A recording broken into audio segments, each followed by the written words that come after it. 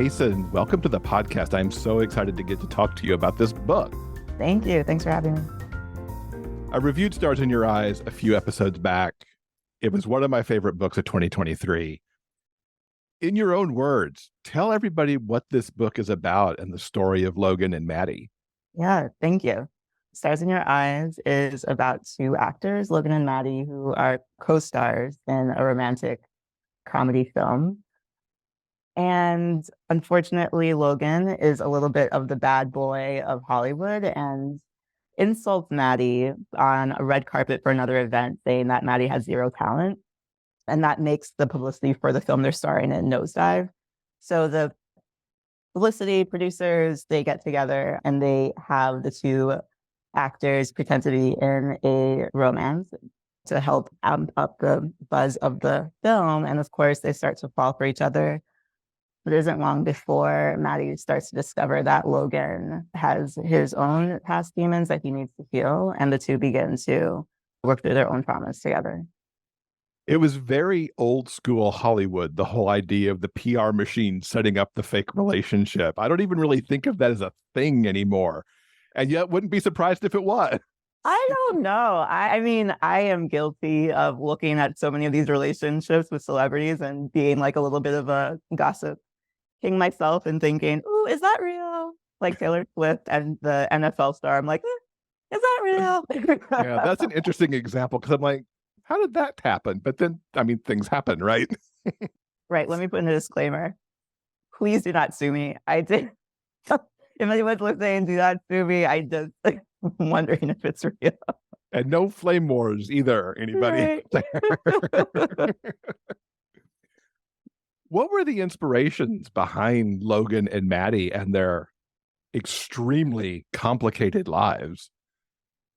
Yeah, I feel like most of the characters I write are pulled from myself. So Maddie and Logan, the way that I create characters, I tend to start with their wound, their inner wound, and then kind of like branch out from there. And both of their inner wounds definitely were inspired by my own. Like Maddie, I also struggle a lot with like shame and being seen and just wanting to feel free and open with who I am. Logan, I also have CPTSD like Logan. So from there I do, and I feel like I actually have very similar personalities to both of them, even though they're so different. I can have my everyone is very contradictory in their personalities at times. So I also feel like I drew from my own personality for the characters. So what's it like for you to draw out so much from yourself to build these characters? Is it more difficult to write that, or does it become kind of a catharsis to write that? Exactly the second one, because it's very healing to be able to kind of reflect on my own wounds and let it out onto the page, and then to also live vicariously through my characters as they begin to heal with each other and they begin to feel loved and seen in some ways that maybe I haven't always had the opportunity to. So for me, it's very healing. It's interesting. As I was reading these two, they're both in their early 20s. I think Logan's 24, Maddie's 23. And yet there were times that I had to remind myself of those ages because Logan carries so much and feels like he's had this longer life almost. Like I had to remind myself it wasn't like a May-December romance and there wasn't the age gap between them because of what Logan carries. Mm-hmm. Is that an accurate way to read him, or did I just put more into that than I probably should have? It could be accurate. I think for me having CPTSD and like seeing the world and experience the world in a way that's very similar to Logan, it can feel, sometimes I do feel like I have lived multiple lifetimes of many cycles of having to heal many different wounds similar to Logan. So maybe that's what makes him feel a bit older. Yeah, I hadn't really considered that Logan might come across as older because of his traumas. I guess in my community, a lot of people who I'm around are also healing similar traumas. So it feels like a natural thing regardless of age, like number age. And it can make you seem older. And it could be just what he carries. And I don't want to call it brooding because that sounds like something else, but life is heavier for him, I think. Mm-hmm. Yeah, that's accurate. In a different way than how Maddie takes care of his trauma.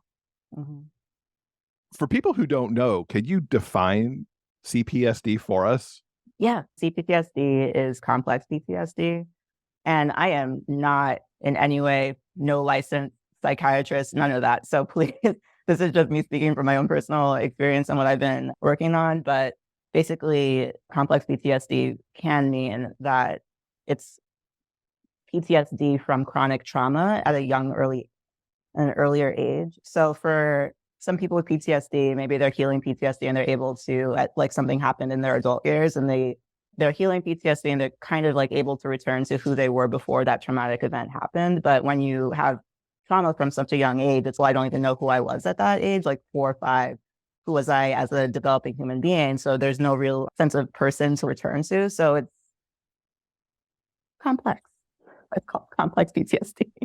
What was it about showbiz that made it the right setting for these characters? I had not even considered it, the fact that it's Hollywood. And unfortunately, this is just a setting where a lot of the traumas that Logan experienced happened. But it turned out, and as I was writing, I was like, oh, Hollywood. This unfortunately turned out to be the right setting for that. But it really started with the theme of them being actors and wanting to, or the idea that we are all wearing masks and we're all acting these different roles when we're all trying to hide our wounds from ourselves and others. So it felt like acting fit naturally with that thing. I feel like the Hollywood setting, which is one of the things that brought me to the book, because I'm very into the idea of the machinery of Hollywood. And this one captured so much of it because between the chapters, and you've got a great dual point of view here. So we know a lot about both Maddie and Logan.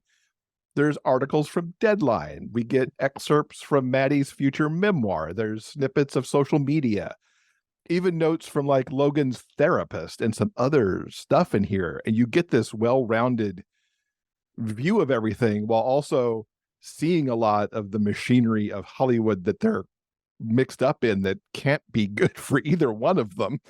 How did you decide what to like pull from those sources, and how much research did you end up doing to put it all together in such a realistic way? Thank you. It started with me really wanting to show that these two guys were not just saying we're famous. Like I wanted to show that they're famous. So I feel like if I'm remembering correctly, the very first scene I wrote for the book was the YouTuber talking about the characters and trying to give the sense of, yeah, these are two famous people, they're celebrities, and trying to give the sense that they do not necessarily have ownership of how other people see them. And from there, I really feel like the story started to flow. For the research, I do the most. I moved to LA for a year. You I went did not headlong need into to it. do that. I did not need to do that, but I did move to LA for a year. I wanted to see what it was like to live there anyway, also. But I did meet people who have worked on sets. I interviewed a publicist who works with actors. I worked with someone who works on sets for, and of course, now I'm forgetting the official term for it, but the person who helps actors feel comfortable while they're on set, like making sure that like boundaries aren't crossed. And The I felt like intimacy that. coordinator, maybe. Thank you. Yes, exactly. That, which I felt was especially important for this book with the different themes and different topics. I admire the all in of moving. That's a commitment. A very expensive commitment. You ended up here with a lot of stuff to balance because there's the romance, of course. There's everything going on with the movie, everything going on in their personal lives outside the romance, which is quite a lot for both characters. There's stuff with their families going on. How did you balance all of this? Because that's part of what turned it into, for me, such a perfect package, because all of these things were happening. And it's part of what just made me have to keep turning the proverbial page like, well, what's happening with the romance? What's happening for Logan and Maddie individually? What's happening with the movie? You know?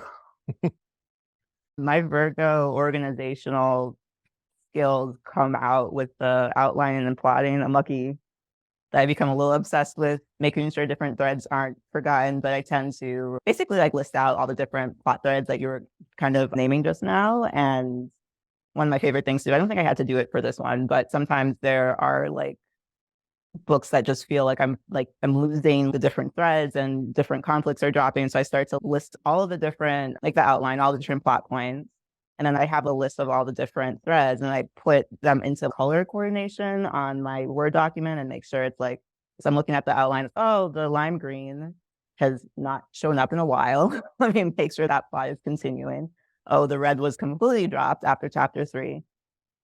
Again, I don't think I actually had to color coordinate for Stars in Your Eyes, but that's one of my favorite tactics. And I think that does help with the plotting. And then, I started to think about how sometimes I don't even really enjoy outlining as much because I do feel like it can start to cramp the style or the flow of the book, but it can be useful. It can be useful. Yeah, because I'm always fascinated, and I know certainly the authors in our audience are always fascinated by, who plots and who makes it up as they go and where do people Yeah. fall in the middle. Yeah. And I mean, for this one, it feels like you needed to at least get it on a plot at some point to know how everything kind of tied Exactly. together. Yeah, I think that's where I started to interrupt myself. I was like, I think for this one, and it does happen, is I feel like it's the perfect balance where it's like I am pantsing and everything is flowing. And then after a while, I hit like a moment of I'm halfway through. Let's make sure all the plot threads are continuing in the way they need to. And then I like outline everything out. That's my favorite way to do it. Sometimes there are like monster books where I'm like, I'm losing it. I'm losing it. Got to just outline. How did you decide what to do with the interstitials? Were they written as you went, or did you drop them in after you had the story to help back up the story? I think it was a mix of both. I think, for example, I started with the YouTuber, the social media, formerly known as Twitter. I think I wrote as I went, and those scenes like helped out whatever conflict was happening in the moment between like Maddie and Logan and what they were dealing with. But there definitely were sections I went back and added in. I think the deadline, more kind of like businessy things I put in after the fact. And my agent, she had read the first draft before we went out to sell the book, and she wanted to see more of Maddie and Logan's fathers, which I understood because they were such a major part of both of their traumas. So that's when I went back and added in Maddie's memoir sections and the therapist notes for Logan, which, by the way, I have after the fact learned that apparently therapists don't actually write notes like that. So I do apologize to therapists everywhere. But I'm a writer, creative license. Exactly. Maddie's memoir is interesting because it's that moment you have to write essentially into the future to some degree. What was that like going, I mean, however far out in the future from the film and the end of this book that he wrote that memoir to pull that back in? I really wanted, I thought that was a good opportunity to remind readers that this is a romance and it is going to have a happy ending. I didn't, especially in the darker moments and especially in the moments where you're running into the romantic romance trope of second act breakup. I really wanted to reassure readers that everything was going to end well. So I felt like the memoir was the way to do that. It definitely helped because as I kept reading and getting into the last quarter of the book, I'm like, this has got to end well. This is billed as a romance, and I've been promised a romance, and this has got to end well. And listeners to this show I've heard me comment on various books. It's like, I was not really sure this was going to be able to end up where it needed to be. And of course, it always does. Like, it comes back to that page turning thing, too. I told you before we started recording, you cost me several hours of sleep because I could not put the book down. I'm sorry, but I'm also not sorry. Don't be sorry. It's a good thing. It's a good thing. You also have this other element that plays along here because there is what this movie is based on. How much of that do you actually know? Do you know this entire trajectory of the movie that they shot? Or, is it just these are the scenes that we're doing right now just because they make sense to the plot? The scenes were definitely always going to parallel and reflect what Logan and Maddie were doing. I wanted to make sure that felt more intentional. Which is just brilliant the way you did that.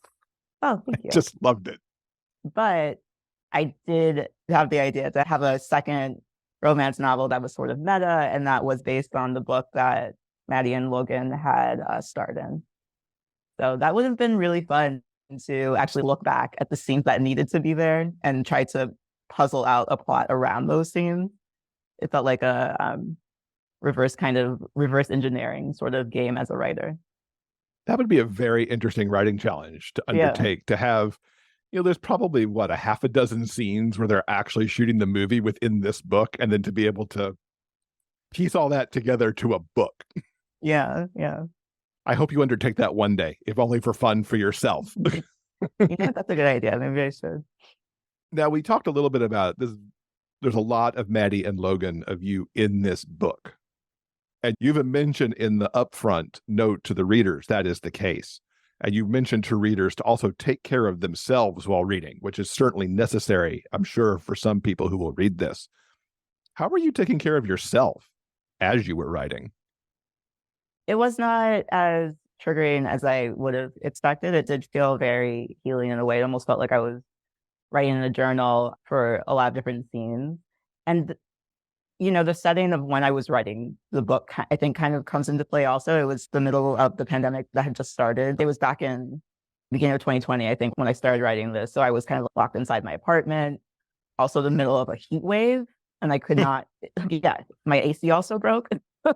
Oh my gosh. I really thought, looking back now, I'm like, I feel like I'm lucky.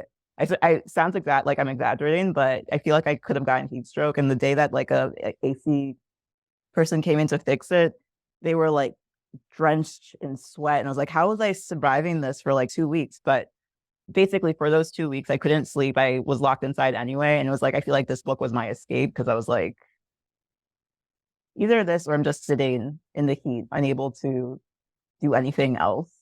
Right. So in a Escape lot of ways, it into was, fictional LA. yeah. This is your first adult romance novel. You've written a couple other books for adults, but this is your first go at romance.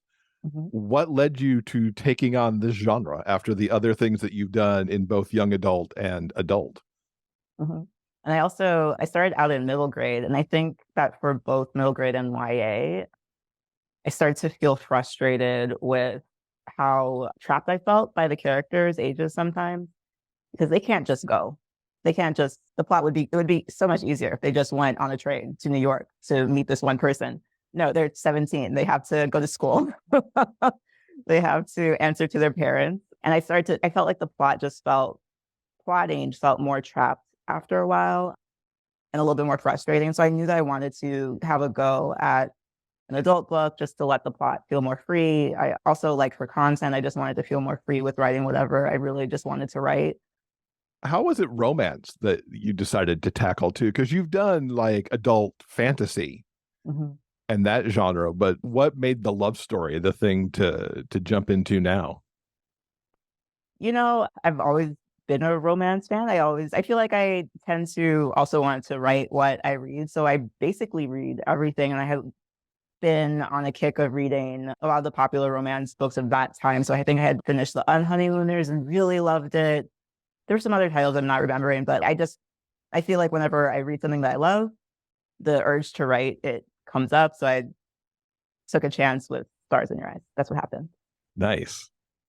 And your two big tropes here are essentially fake dating and workplace romance. And Are those Enemies to Lovers. favorites from your romance reading, or just what worked for this plot? Those are like I feel like the Enemies to Lovers for me was the number one. That's my all-time favorite. So for Maddie and Logan to start off not liking each other and developing their feelings for each other, for me, that would be my favorite trope. And then my second favorite trope kind of gives things away slightly, but Second Chances is also flipped Mm. in to the book. Fake dating was definitely like the plot engine overall, but I feel like that's a trope that I enjoy, but isn't like really my passionate love of tropes. So It's interesting that I did not mention enemies to lovers first, because certainly that's the trigger, as Logan says that Maddie's a terrible actor. yeah. So there's an immediate friction going on there, and I just kind of overlooked that as the machine started. And what's interesting, actually, I'm thinking about it now, is that I'm realizing that fake dating is like more of a plot heavy trope, whereas enemies to lovers is more like character based. It depends on like the characters and their feelings towards each other. And yeah, I think that's always been a type of like reader and writer that I've gravitated more towards, is more like character based over like heavy plot dynamics. So I don't know, random thought that's coming out.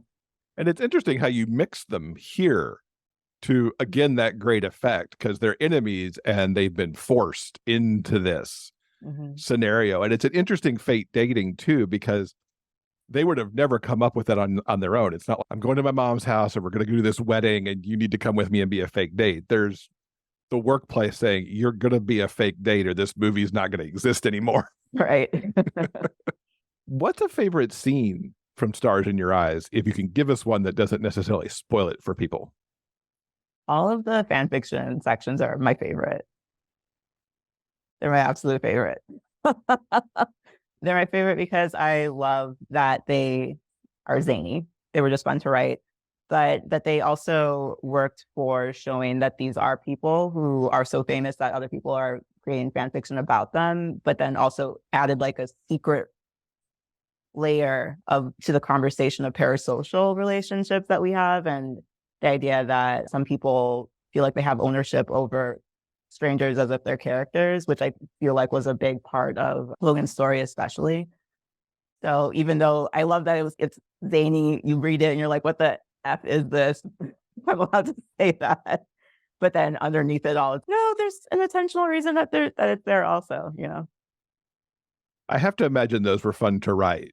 As just, I'm going to take a break from the heaviness of these characters and I'm going to do this thing now. They were incredibly fun to write. I should also put out there that I love fan fiction. I have a secret archive of our own fan fiction account. So if you're a fan fiction reader out there and you think that I'm making fun of fanfic, I'm not. I love it, but a secret account. So you're not going to tell us how to go look that up, are you? Definitely not. Absolutely not. From a fanfic reading point of view, what are some of your favorite pairings and fanfic fandoms? A lot of it is in anime right now. I don't know if anyone out there is like big anime watchers, but especially since Jujutsu Kaisen is like at its all-time high right now, I feel like I'm talking gibberish to you right but basically Gojo's Satoru and forgetting his best friend's name, Geto. It's like a very tragic story, but they are a great romantic pairing.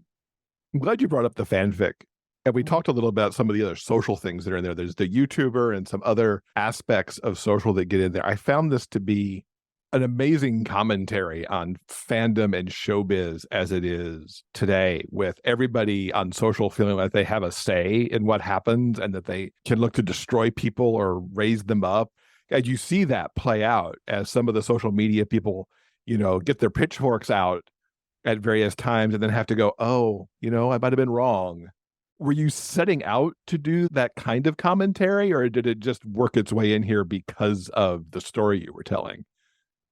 When I wrote Stars in Your Eyes, I had just finished writing another book called Lark and Kasim, Start a Revolution, which is even more on the topic of social media and how we treat people on socials. And I feel like that was lingering for me, and it felt like it was still an important part of the story, because how can you write about celebrities without talking about how people tend to treat celebrities on social media anyway? But I just feel like that was generally on my mind. Basically, the theme of Lark and Kasim being that we tend to treat other people on social media the way that we feel about ourselves. So there are a lot of people who are really hateful towards other people. And well, are you taking a look at yourself and what shame you might be feeling for yourself, and how is that actually playing out in the way that you have decided to attack this random person? Anyway, that's a huge tangent. That's basically why it ended up in Stars in Your Eyes too, I think. Yeah, it's fascinating. And it just gave me pause on just how we treat people on social, because it rises up periodically where things, you can point to specific things along the way and go, here's an instance where social media really did a number on somebody. And it's just terrible. What's the reaction from folks been? The book's been out for a few weeks as we're recording this. How's the reaction from fans been of yours so far to this adult romance and the story you're telling here? I don't know. Speaking of socials, I'm not on it. There you go. I do have a private, also secret TikTok account, but I force myself really not to look up the book to see what people are thinking, because inevitably there will be the person who is like quite cruel, and it goes beyond what they think of the book, and it goes into like really insulting me as a person. And I'm right in the middle of writing another book right now. It's like I just need to protect myself from all of that and just focus on my writing. So I really have no idea what people are thinking or how people have reacted, but the book did get a star review. Congratulations. Thank you. It got several star reviews, actually, I think. What do you hope people take from this story? I feel like I have a hope. I did not know that I had CPTSD for a very long time. I learned that I had CPTSD maybe like a year or so, or a few months even, right before I started writing Stars in Your Eyes. And it's been a healing journey. I feel like I was constantly the person of no therapy ever worked. Any book I read about psychology, nothing's working on helping me heal. Okay, now I have CPTSD and I understand what I need to heal. And I kind of hope that the book, maybe someone will pick up the book and realize, oh, this is me. And maybe that could resonate for them. But also a part of having CPTSD is kind of like this feeling of being isolated and not understanding why romance seems so easy to so many other people. And we live in a society where romance is, it's like you're not complete without your other person, right? Like that's what we're taught from the time we're kids. And we're taught to, like, it's in songs, it's in movies, it's in books, that you're constantly need to search for your other half. And that actually exasperates CPTSD a lot. It makes it feel like not only am I alone and isolated, for me, I should say that this is all for me and not every person with CPTSD struggles with it in the way that I'm describing, but it's exasperated my symptoms and my struggles. And I wanted a romance book that actually reflected what it's like to have CPTSD and with healing, rather than this idea of, yeah, you're struggling, but someone will come and save you. Someone will come and save you from your trauma, and then you'll have your other half, and then you'll finally be complete. I wanted to get away from that idea. And I like how you do that here, because Logan and Maddie are certainly good for each other often, not always in the book, but often, but they don't fix each other. They help, they support, they don't fix, which I think is important. And I like what you said there too about the drive to find your other half, find that person. I've been frustrated over the last, I want to say I've noticed this a lot in the last 6 months, particularly in romantic movies that I've been watching, of a parent or a best friend going, well, you've got to go date. You need to go find this person. It's important that you have a date, have a child, whatever that is. There's a zillion more plots out there that you can use than this naggy person who's like the B character in the film. Yeah. But it's so old and tired to push that. And so I'm glad you brought that up, because it's been bugging me. Thank you. This is our New Year's episode. Hard to believe that 2024 is kicking off. Do you have traditions for how you like to begin a new year as we like turn the big calendar page over? I do not. I used to, and then I failed every single time. And I've learned after a while to stop telling myself I'm going to do something, knowing I'm not going to do it. So I do feel like I'm entering a new chapter in my life, especially if I was talking about finally figuring out how to begin healing. I feel like I've really entered into like a new era of my life. So in a way, I do feel like New Year's symbolizes that, and I'm excited for that. But I don't really have something I want to do to symbolize that. I don't know. We love to get recommendations on this show. What are you reading and watching right now that our listeners should be checking out? If you do like anime, you already know Jujutsu Kaisen is doing well right now, except for all the drama that's happening with the animators. If you know, you know. And for reading, I have been in the middle of the sequel for Black Sun, which has been incredible. I think it's Fevered Star. I'm really bad with titles, by Rebecca Roanhorst. It's just incredible. So that's what I'm enjoying right now. Fantastic. And what can you tease us about what's coming up next for you? You kind of teased you're writing something right now. Can you give us some hints? Yeah, please, if you are a praying person or anything like that, keep me in your thoughts. I've been writing the sequel for the fantasy that is coming out in February. The fantasy is called Infinity Alchemist. So that's what's coming up next. But I've been in the middle of the sequel for that. And fantasy books are no joke to write. I don't think I had ever wanted to take on a fantasy novel because there's so much with world building and all this other stuff. And you would think that the sequel would be easier because I already did so much world building in the first one. It's not. It's not easier. It's harder, in fact. Do you think there's more adult romance in your future? At the moment, no. fingers crossed from me, at least, that you give it another try sometime, Oh, because thank this one you. was so good. You've cut across so many genres, and from middle grade to YA to adult and romance and fantasy and all this. What keeps you hopping around? From the get-go, I knew that I really did not want to be labeled or just put into one slot. And I used to work in publishing, and I knew that's what publishers wanted to do for their own benefit, really. It's more beneficial to have their author be like, they are the romance adult author. But as a writer, I read everything, and I knew that I would want to write everything also. So from the get-go, immediately planned to have each of my first books be different genres and different age groups so that people could not force me into any one particular box. And I am really glad that I did that. Do you have a favorite genre to work in? Oh, you're asking me to choose amongst my babies. That's not fair. I can accept that, so I will not make you choose amongst your babies then. Through all of that, is there something that are like the trademarks of a Kacen Callender book that regardless of what genre or age group we're reading in, we're going to get certain things? I think it always comes back to, I mean, maybe it's a very obvious answer because it's probably the answer for every writer, but I do think it always comes back to character for me and the wounds that they have and the healing of that wound. And it can look different in every age group in particular, but for me, that's always been the focus, and the plot always reflects what their inner healing story is.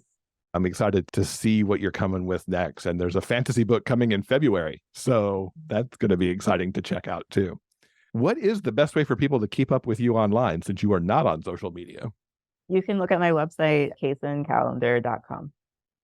Excellent. We'll put a link to that and all these other things that we've talked about in our show notes for the episode. Kacen, thank you so much for spending some time here with us and for writing this wonderful book with Stars in Your Eyes. Thank you. I appreciate it. I had a lot of fun.